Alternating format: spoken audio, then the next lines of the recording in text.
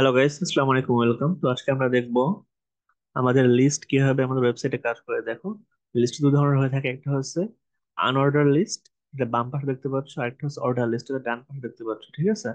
তো লিস্টের ক্ষেত্রে কি করতে হয়, প্রথমে থার্ড ব্র্যাকেটের মধ্যে এলআই লিখতে হয়, তারপরে আইটেম লিখতে হয়, যে আইটেম তোমরা লিখতে চাও ওয়েবসাইটে সেটা, তারপরে আবার লিস্টটাকে ক্লোজ করতে হয়, ক্লোজ এলআই। ঠিক আছে? তো এরকম ভাবে যদি আমরা তিনটা আইটেম যোগ করতে চাই, সেক্ষেত্রে কি হবে, প্রথমে এই আইটেম ওয়ান লিখতে হবে, তারপর আইটেম টু লিখতে হবে, তারপর আইটেম থ্রি লিখতে হবে। ঠিক আছে? তারপরে যেহেতু আমরা আনঅর্ডার লিস্টটাকে ক্লোজ করতে হবে, ব্যাকস্ল্যাশ আনঅর্ডার লিস্ট।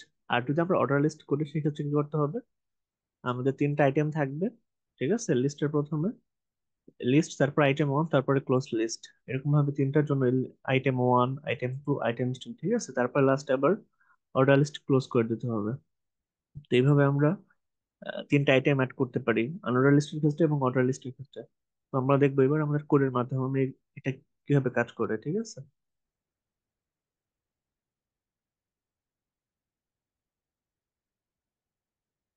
তো দেখো, এখানে আমরা কালকে একটা লিঙ্ক অ্যাড করছিলাম। ঠিক আছে?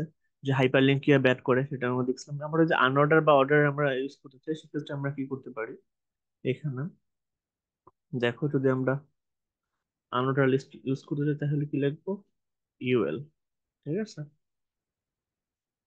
তারপরে আমাদের আইটেমটা লিখতে হবে, আইটেমের নাম আইটেম ওয়ান, বড় হাতের আই দিয়ে দিতে পারি চাইলে, ক্যাপস লক আইটেম, তারপরে ক্লোজ করতে হবে আনোটার লিস্ট। ঠিক আছে? তো এরকম ভাবে যদি আমরা তিনটা অ্যাড করতে চাই, তাহলে আমরা তিনটা লিখে দেবো। তো আমরা একবার কপি করে বারবার পেস্ট করে দেই, এটা আনোটারের ক্ষেত্রে কন্ট্রোল ভি, জাস্ট আমরা আইটেমটা চেঞ্জ করে সেকেন্ড আইটেম দিচ্ছি, তারপরে আইটেম, থার্ড আইটেম দেবো। এটা হলো আমাদের আনঅর্ডারের ক্ষেত্রে। আর অর্ডারের ক্ষেত্রে যদি আমরা করতে চাই, সেক্ষেত্রে কি হবে,